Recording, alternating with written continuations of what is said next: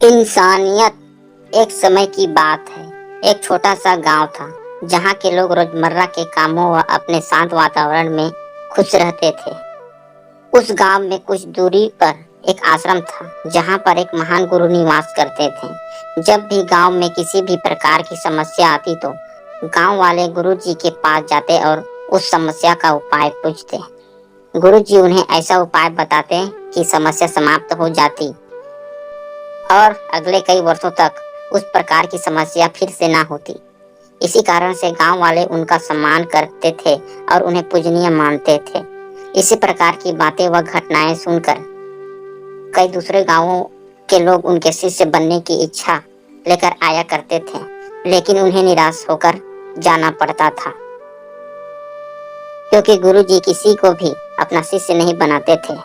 जो भी उनका शिष्य बनने के लिए आता था, गुरुजी उसकी बुद्धिमत्ता व व्यवहार जानकर ऐसा भिन्न प्रकार का प्रश्न पूछते कि कोई भी उसका उत्तर नहीं दे पाता था। इस कारण उन्हें वापस जाना पड़ता था। एक बार एक गांव से दो लड़के उनके शिष्य बनने आए। तब गुरुजी ने उनसे कहा कि मैं तुम्हें अपना शिष्य बना लूंगा, लेकिन तुम्हें मेरा एक काम मेरे नियमों के द्वारा करना पड़ेगा।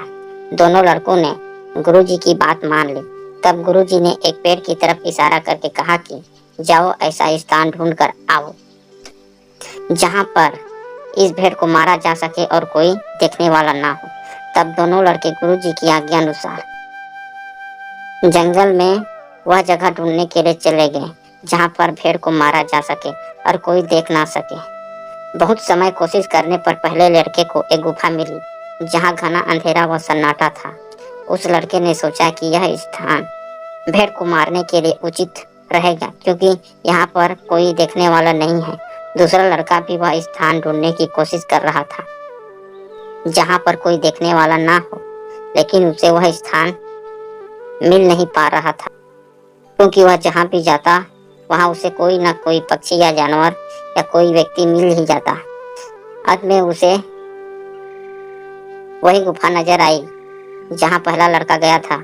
उसने कुछ देर उस गुफा को देखा और वापस गुरुजी के पास आश्रम चला गया।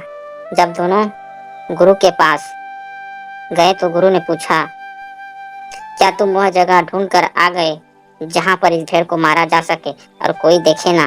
पहले लड़के ने कहा, मुझे एक गुफा मिली है जहाँ पर घना अंधेरा है और उस जगह पर कोई भी देखने वाला नहीं है। तो गुरु ने दूसरे लड़के को पूछा, क्या तुम्हें कोई स्थान नहीं मिला? दूसरे लड़के ने कहा, गुरुजी मुझे क्षमा कर दीजिए क्योंकि मैं उस जगह को ढूंढने में असफल रहा जहाँ पर इस भेड़ को मारा जा सके। तो गुरु ने कहा, क्या तुम्हें वह गुफा नहीं मिली? लड़के ने उत्तर दिया, मुझे वह गुफा मिली थी, लेकिन उस स्थान पर इस भेड़ को नहीं मारा जा सकता क्योंकि उसे मारते समय मेरी आत्मा देख रही होगी, गुफा का घना अंधेरा देख रहा होगा, शांत हवाएं देख रही होगी, परमपिता परमेश्वर देख रहे होंगे और तो और यह भेड़ भी देख रही होगी। इस कारण वह गुफा तो क्या, पूरी दुनिया में कोई भी ऐसा स्थान नहीं होगा जो इस कार्य के लिए उचित हो।